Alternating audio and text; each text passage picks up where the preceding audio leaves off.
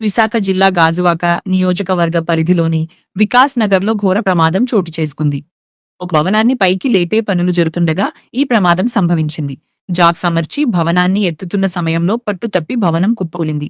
ఈ సమయంలో అక్కడ పని చేస్తున్న కూలీలు, సిబ్బంది శిథిలాల కింద చిక్కుకుపోయారు.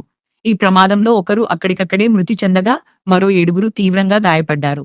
సమాచారం అందిన వెంటనే న్యూపోర్ట్ పోలీస్ స్టేషన్ పోలీసులు సంఘటనా స్థలానికి చేరుకున్నారు.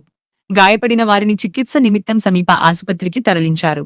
స్థానిక పోలీసులు కేసు నమోదు చేసుకుని ప్రమాదానికి గల పూర్తి కారణాలపై దర్యాప్తు చేస్తున్నారు. అప్పుడు ఏ ఊరమ్మా? శ్రీకాకుళమా? ఎంతమంది వచ్చారు? 8 వరకు పనిచేస్తున్నారు. ఎంతమంది చనిపోయారు? లోపల ఎంతమంది ఉన్నారు? ఒకడు ఉండిపోయాడా? ఇదే వర్కా లేదంటే ఇదే ఫస్ట్ టైం రావడమా? పనికని వచ్చారా? ఇదే ఫస్ట్ టైం రావడం ఈ పనికి?